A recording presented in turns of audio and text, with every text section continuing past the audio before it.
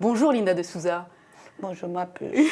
Je peux dire ma puce, ma petite Charlotte au chocolat. Si vous voulez. Pardonnez-moi, je suis très maman. J'ai envie de vous demander d'abord comment vous allez. Écoutez, depuis quelques jours, déjà un petit peu avant, au mois de mars, une joie. Et puis bon, il faut dire aussi que Patrick Sébastien ne m'a jamais oublié. Hein. Bien sûr. Il vous a reçu il n'y a pas très longtemps. J'ai toujours été présente dans beaucoup de gens qui savaient que j'étais un petit bout de truc de rien du tout. Mais, puis Fabien Lecoeuvre est arrivé, et puis je le parle de toutes ces petites choses, c'est lui qui a eu l'idée. Bien sûr, on va reparler de votre livre. Et puis, c'est quelque chose d'extraordinaire. Je vais très bien, parce que Michel Drucker et Françoise Coquet, ils ont appris les difficultés. Et Françoise Coquet, elle m'a appelée, elle m'a dit Linda, on devait faire juste un rendez-vous pour le livre. Elle m'appelle, elle me dit Linda, on va te faire ton vivement dimanche. J'ai dit, mais attends, depuis 2 jours, j'arrête pas de chialer, là, Elle m'a dit, bah bon, parce qu'elle a dit, on n'était pas au courant. De votre situation. Oui, parce que moi, vous savez, les oiseaux se cachent pour mourir. Pour reprendre le titre d'un téléfilm célèbre. Ah oui, la dignité. Donc vous allez bien, et vous ferez l'objet d'un Vivement Dimanche avec Michel Drucker, tout début décembre, le 6 décembre je crois. Donc on va le dire, vous êtes de retour aux affaires à 67 ans. Une renaissance, est-ce que ça veut dire que vous allez reprendre la chanson aussi? Je viens, Charlotte, c'est moi la portugaise et c'est vous qui les avez ensablés. On s'attend à ce que vous sortiez un disque avec des nouvelles chansons. Attendez, là il y a un intégral qui va sortir. Attendez, chaque chose, je n'ai jamais arrêté d'enregistrer des disques. Si vous voyez en 98... 1998, double CD. D'accord, faut pas non plus. Mais c'était en 98. J'ai pas terminé. Voilà. Puisque vous parlez des années. Et moi, je suis Anna Magnane, vous savez, je suis un volcan. Non, j'ai jamais arrêté de chanter, j'ai continué, je chante en plusieurs langues, j'ai été reçu en Australie, j'ai été reçu partout, vous ne savez pas. Mais j'avais honte de parler. Alors après on va en parler. Tous ces soucis. Vous avez cité tout à l'heure ce livre, on va le citer, c'est Des larmes d'argent. Oui. Vous venez de faire publier cet ouvrage dans lequel vous revenez sur vos difficultés financières. Non. En partie. Pas les difficultés. Le mot difficulté, vous l'enlevez. Escroquerie financière. Oui, qui vous ont mise dans des difficultés financières aujourd'hui. C'est pas mon problème. Donc, malgré les millions de disques, malgré les millions de livres que vous avez vendus, vous ne touchez aujourd'hui quasiment rien, une maigre pension. Je n'existe pas. Vous n'avez qu'une maigre pension de retraite. Je n'existe pas, 45 ans de France. Alors, vous en êtes tout de votre combat. Ce n'est pas mon problème. Avec l'administration et la justice pour récupérer cet argent dont vous dites avoir été spolié. Ce n'est pas mon problème. Je suis en France depuis septembre 1970, puisque dans la valise en carton, j'ai dit que j'étais femme de chambre. Donc, j'ai cotisé, parce que j'ai demandé un bordereau de situation, un relevé de carrière, pardonnez-moi. J'ai bien cotisé, de 70, femme de chambre. Depuis que je chante, tout a été transformé. J'ai dit, mais c'est bizarre. J'ai demandé à consulter mon dossier de préfecture, comme je raconte dans le livre. Je suis allé à la préfecture, une intuition, vous savez, toutes ces petites choses de médium et tout. Ils vous ont donné votre dossier? Non, je l'ai réclamé, c'est eu de mal, Et dans le dossier, quand je vois renseignements généraux. J'ai dit, c'est bizarre, je suis un escroc, je sais quoi. Alors, je feuillette. Et le premier pas, je vois date de rentrée en France, le 12 décembre 79. Et le numéro de séjour. J'ai dit, mais c'est pas mon numéro. Oui, il y avait 2 cartes de séjour distinctes. Je vous raconte la chose. Donc, et c'est à partir de là, dès que j'ai commencé à faire mon métier, on m'a déclaré profession libérale, or que moi j'avais un contrat avec Carrère. Claude Carrère, votre premier producteur. Et puis d'autres qui sont venus. J'étais une manne d'argent. Mais moi, tout ça, c'était caché. Moi, je faisais ma vie, je faisais confiance. comptable, expert comptable. Un monsieur expert comptable qui sortait de la Cour des comptes, de 22 rue Cambon. Ne me dites pas que je sois stupide, oui, mais pas lui. Il savait compter des millions. 2 avocats des plus célèbres dans Paris. André Schmitt et Alain Veil, des grands hommes d'affaires. Vous savez, j'ai honte pour eux aujourd'hui, pour tous ces gens. Moi, je n'ai pas menti au public. Mais que donnent vos plaintes et vos réclamations aujourd'hui? Rien. Ça fait une dizaine d'années que vous les avez engagées. Rien. Pourquoi? Parce que c'est des gens haut placés. Vous ne pouvez pas attaquer des flics au ministère de l'Intérieur. Hein. Vous ne pouvez pas attaquer un préfet de police, Louis Hamad, qui trafique votre date de rentrée en France. Hein. Donc, c'est l'omerta. Et je ne suis pas la seule comme ça. Mais j'ai honte pour ces gens-là. Est-ce que vous pensez qu'un jour, vous réussirez à faire valoir vos droits? C'est pas la question. Ils sont obligés.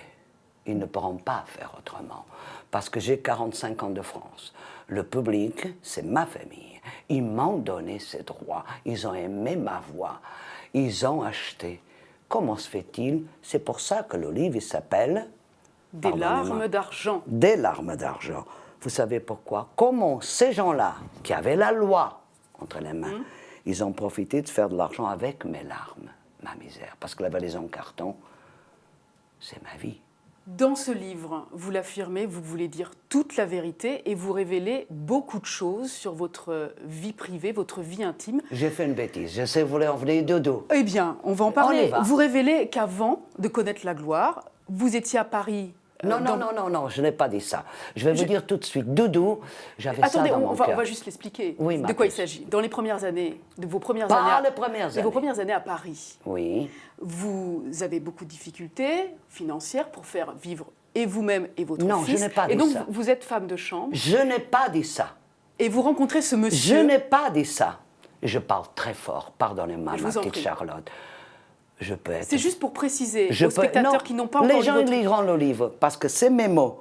On va juste dire que vous avez accepté les faveurs d'un homme que vous n'aimiez pas. Je ne suis pas une pute. C'est clair? Ce monsieur, ça n'a pas été... Venez, un monsieur gentil, j'allais faire de petits services chez lui. D'abord, au nettoyage. Oui. Il me donnait de la tendresse. Et vous avez embauché comme femme de ménage. Je n'ai jamais eu ça dans ma vie. Pardonnez-moi. C'est mon cœur, c'est mon âme, c'est mes larmes qui parlent.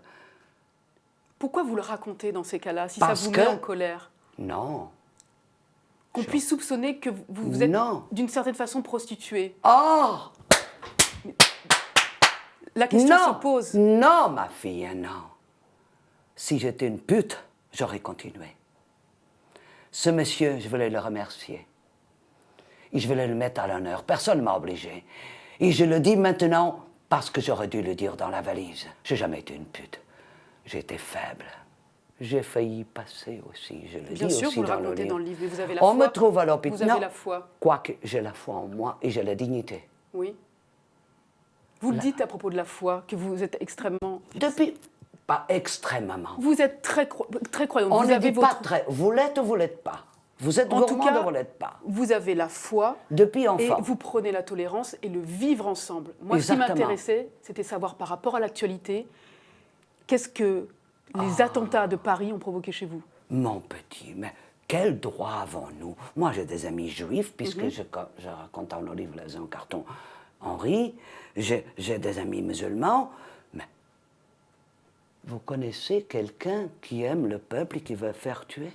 Quel est le Dieu qui va dire « En mon nom, allez tuer » Ben, vous imaginez. Est-ce que vous qui révélez avoir un don de prémonition depuis l'enfance, depuis toute petite, est-ce que, comme vous l'aviez eu pour les attentats du 11 septembre en 2001 aux États-Unis, vous avez eu une prémonition en amont de ces actes terroristes à Paris? Oui. Comment sont-ils? Appelez Madame Sima. Pardonnez-moi, Madame Sima. Je m'en excuse. Mais je suis obligé de donner votre nom, Madame Sima. Qui est Madame Sima? À l'Élysée. L'année dernière, au mois de juillet, cette dame m'appelle. Il était 19h passées. Et puis, on discute par rapport à ça, ce que vous venez poser la question. J'ai dit, je vous en supplie, Je vous en supplie, je vous donne ma parole d'honneur.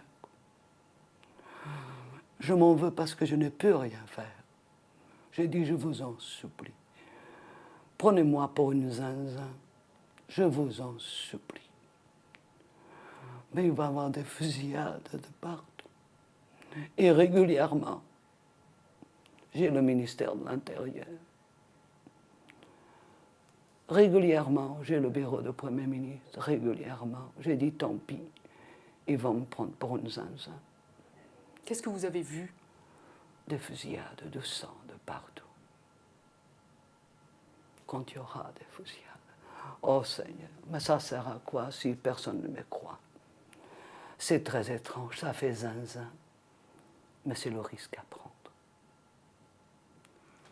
Depuis quelques semaines, Linda de Souza, vous allez à la rencontre du public et le public vient vous voir. Depuis longtemps. Pour la signature, la signature de votre livre. Lors de séances de dédicaces, ils viennent vous voir partout en France, puisque vous êtes en tournée pour la signature du livre. Que vous dit ce public qui ne vous a jamais laissé tomber? Oh, écoutez, c'est comme si ils n'avaient pas vu une grand-mère, une tante, une sœur. Comment voulez-vous? 45 ans de France, j'ai 67 ans. 45 ans de France. Il n'y a que l'administration qui ne me connaît pas. Qu'est-ce qui vous donne aujourd'hui? Il n'y a que l'administration qui ne me connaît pas. C'est étrange, non? Qu'est-ce qui vous donne aujourd'hui encore l'envie de croire encore en l'avenir? La passion, l'amour. Qu'est-ce que vous entendez aujourd'hui les hommes du monde entier? Du monde entier qui nous gouverne.